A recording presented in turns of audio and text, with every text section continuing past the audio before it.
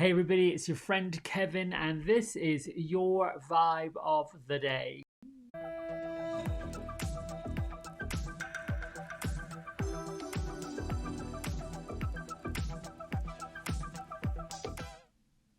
All right. Let's get to today's card and today's message. Here we go. We have Mary Magdalene or Mary of Magdala. I'm not really sure what the Magdala is, but anyway, um, basically, literal message: the teacher awakens. And she's saying that we've got the ability to say something important and to share it, to follow the inner guidance and the inner call, and not to let anything stop us. Um, it depends on whether you pay attention to various forms of the Bible and religious texts, the Gnostic Bible, King James, whatever Bible you follow, or even scriptures. Some portray Mary Magdalene as being somewhat of a fallen woman, and some have even called her a prostitute.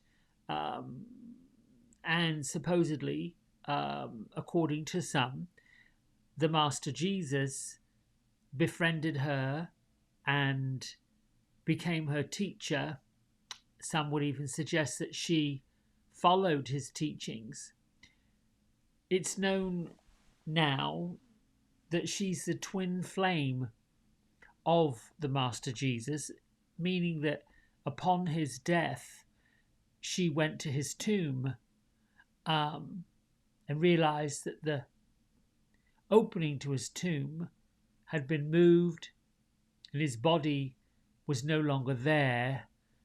She was met by two angels that we now know as the Miriams, which really were twin angels, the combination of angels that appeared, and through the voice of the Master Jesus, she was told not to fear, that he was not quite yet finished with the physical life, that he was in actual fact ascending into more spiritual world, that sort of area between life and death.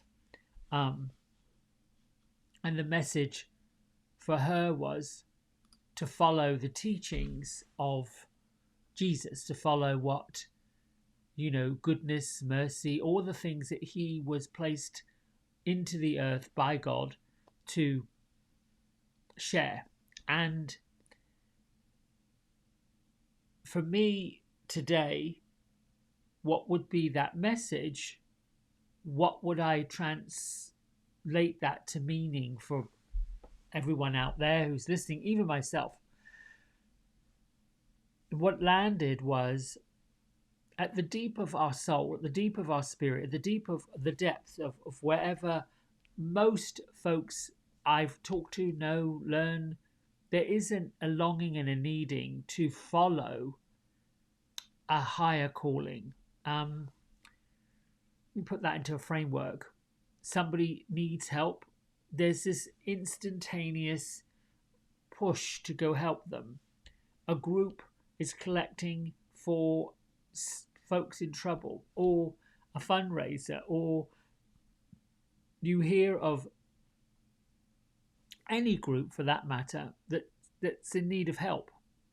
There is this automatic push to go help, whether that's financial, volunteer, whatever that is. So, hardwired into our physical existence is this quick trigger to go help where it's needed.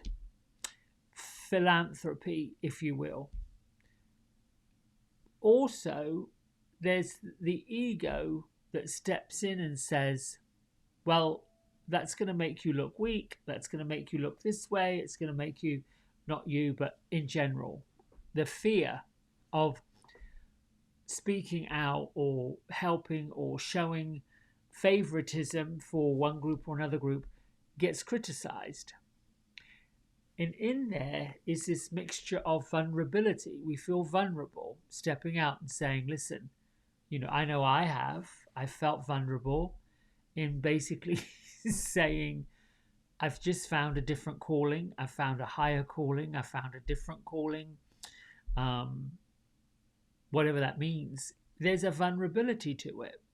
There's a vulnerability of showing yourself for who you truly are, because for so long, the encouragement was don't show yourself for who you truly are.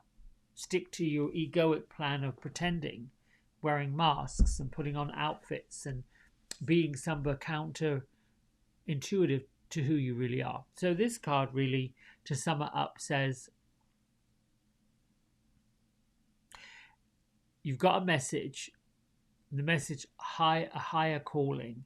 If you feel driven to that higher calling, if you want to begin studying more of a spiritual nature, following more of a hopeful, faithful, light type work like I've been doing now for a year and a half, maybe longer, more intensely.